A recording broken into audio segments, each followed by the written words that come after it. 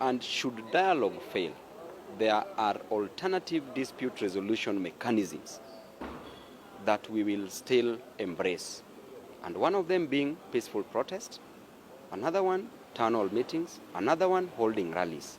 As you can see, by virtue that Kenya Kwanza picked a member of the Jubilee Party to be part of that bipartisan committee, shows you that they are doing it in bad faith. It is not in the spirit of negotiation. It is undermining. They are treating that committee with a lot of contempt. But who are having a challenge in this situation are the Kenyan citizens. This issue must be resolved as a matter and must be treated as a matter which is very important and urgent.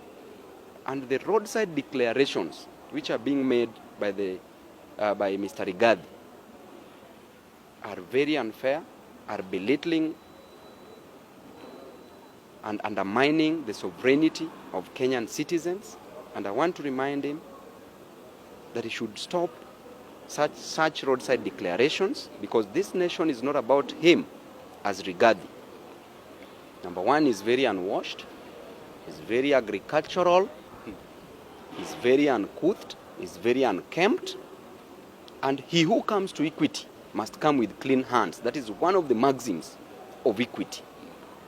And number two, there's a principle called in law, volenti non fit injuria, that they are contributing to their own injury by making these inflammatory remarks that is annoying, that does not go well with the spirits of Kenyans. That's causing a lot of consternation and discombobulation of spirits among Kenyans.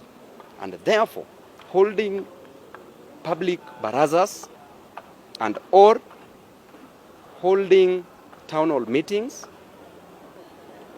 only satisfies one of the requirements of the principles of war, that negotiate. As you negotiate, you advance. So as we negotiate, we advance. We will not abandon the talks first, because the talks are already starting. We want to see what they bring in the talks. Should the talks fail, then we have an alternative, which is the streets. The alternative are the people. Let the people decide for themselves what is good for them. To answer that is very simple. We have issues that we raised, issues of concern, issues that affect the common mwananchi. Number one being the cost of living, the price of unga, which must come down, because it is part of the issues of concern that are affecting the lives of Kenyan citizens directly. Number two, issue of IBC is very fundamental, because development should never come before democracy. Or rather, democracy should come first. Should come first, then development to follow. Why? Because you can never separate politics from economics. The economy of this state, the economy of a nation, is dictated by the political activities of that nation. Or rather, the political activities of a nation are determined by the the economic activities of a nation are determined by the political activities of that nation.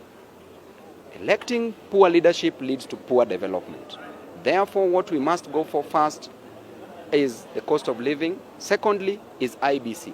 Because if we wish away that, then we will never get development, because we will always get poor leaders.